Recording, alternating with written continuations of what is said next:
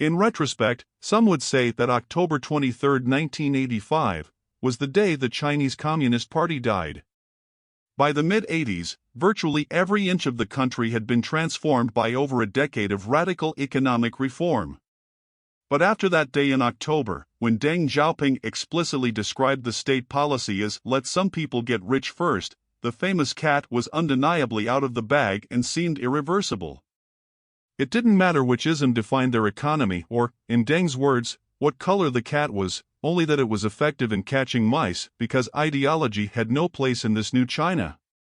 Class struggle and collectivization had already given way to new inequalities. But with Deng's unequivocal statements, the facade was also gone. There was nothing particularly subtle about it. Any American visitor to China in the approximately 30 years after 1980, myself included, inevitably comes back with the same surprised observation: China seems more capitalist than America, and that says something. Iconically, there are McDonald's. So many McDonald's. And you can't miss the KFCs. In fact, twice as many as in the United States. Street vendors everywhere trying to make a few bucks. Malls, Apple stores, and designer handbags. Chinese consumerism is globally unmatched in its ostentation. But the culture of capitalism has penetrated far beyond mere brands. The American obsession with buying homes triggered the biggest financial crisis of the 21st century, and is still completely overshadowed by the Chinese, who collect third and even fourth homes, all vacant, bought before completion, and likely never inhabited by anyone, like the rest of the world collects stamps. And then, there are class distinctions. Americans are no strangers to economic inequality. But, at least in theory, no law prevents you from packing your bags and moving to Beverly Hills. In China, your place of birth literally determines your place in the world. The household registration, or hukou, means that you can move from the remote province of Gansu to cosmopolitan Shanghai, but your public schools, hospitals, and jobs will always be legally out of reach. Birthplace matters everywhere, but only in China do the authorities not even pretend otherwise. And if all this doesn't convince you that socialism with Chinese characteristics is just a euphemism for state capitalism, there is plenty of other evidence to choose from. Starting in 1980, international corporations could buy advertising space in Chinese state media. This opening to foreign capital was just the beginning of a series of changes that transformed China into an increasingly market-oriented country. Over the following decades, the country witnessed exponential economic growth. Large multinational companies established their operations in China, taking advantage of cheap labor and the vast consumer market. China became the world's factory, producing a multitude of products from foreign companies that were exported worldwide. Although with one exception, Coca-Cola was explicitly prohibited. In the 2 years between 1986 and 1988, student support for communism dropped from 38% to just 6.1%. And remember, these are officially sanctioned surveys. Deng Xiaoping even warned that while China should maintain vigilance against the right, it should be primarily cautious of the left. Since Mao's death, the Communist Party has maintained only the thinnest veneer of tradition for the sake of continuity, acting in accordance with increasingly vague 5-year plans and the increasingly predictable procedures of the Politburo. But while the rest of the world largely played along with this political theater, we all realized long ago, beneath this almost transparent Maoist packaging lies pure, raw, Big Mac-loving, unadulterated capitalism in everything but name. And then came Xi Jinping. Today, after a decade of this new era, it would take more than just optimism to not see how things have changed. One would have to live under a rock. And to notice the similarities between Mao and Xi is to be confronted with an uncomfortable question: did this Maoist revival spontaneously emerge, implausibly manufactured by one man alone?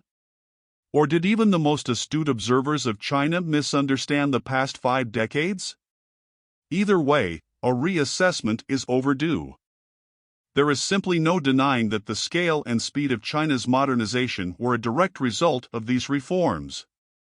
If Mao's fur confidants had not been purged just 1 month after his death, the word TikTok would probably still mean a pop song from the early 2000s.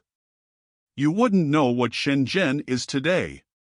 In a very different version of history, Deng Xiaoping's greatest innovation is not exactly liberalizing the Chinese economy, but knowing the secret passwords to enter the globalized export market led by the Americans.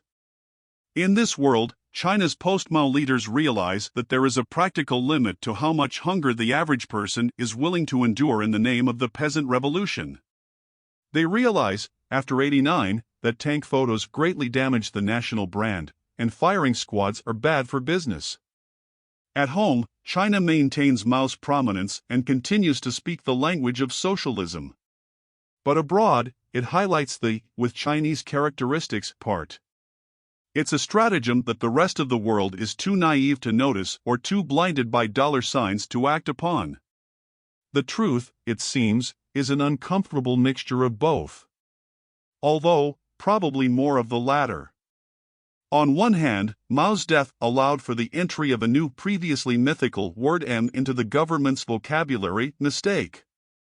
Accompanying it were democracy, opposition, and even, if you can believe it, human rights, although their precise definition may have been, let's say, lost in translation. However, as soon as Deng uttered these words, the old red lines were redrawn. In other words, the scope of permissible discourse expanded remarkably in a notably short period of time. But Deng's four cardinal principles still left much to be desired.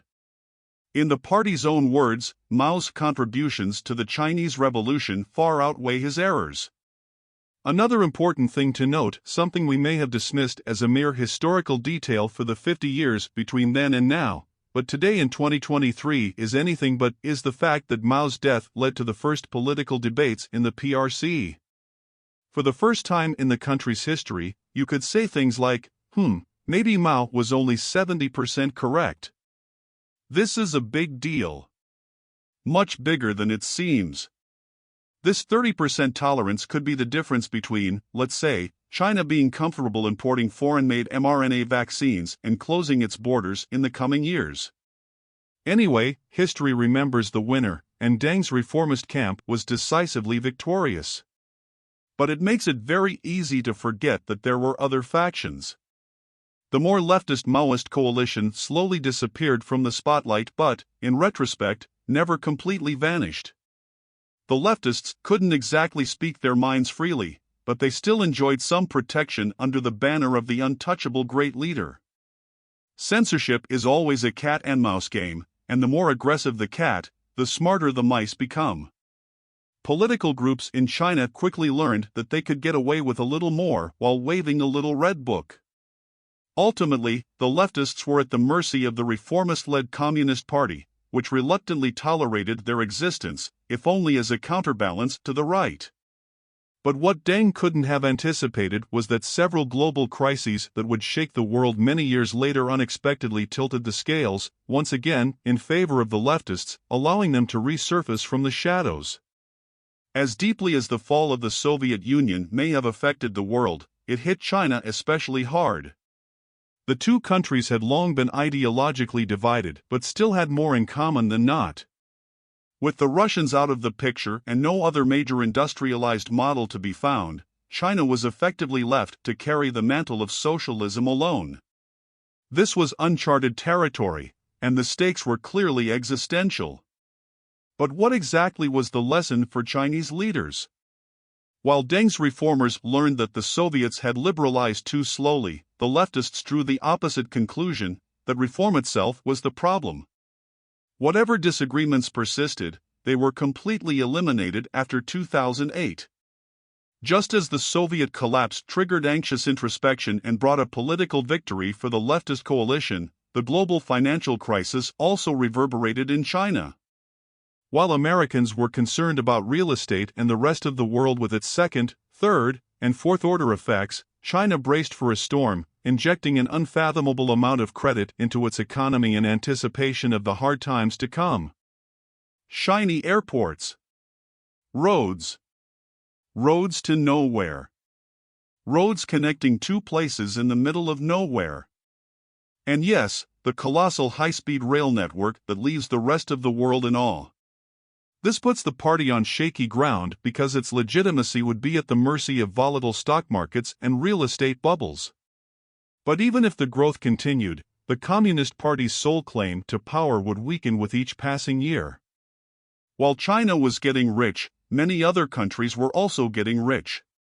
Reform-era China lacked a compelling source of national pride. Listen closely, and China's own leaders made it clear that making people rich was never their complete strategy. This emphasis on economic growth was always a temporary and partial measure. Even the reformers believed in some version of socialism. They only disagreed on the best way to get there. While it is governed by a communist party, it does not claim to be a communist state. After all, communism is a utopian destination that not even its most fervent advocates believe is on the horizon anytime soon. This is the fundamental source of confusion. People from outside, even or especially experts unfamiliar with Chinese history, see a country full of markets and private companies.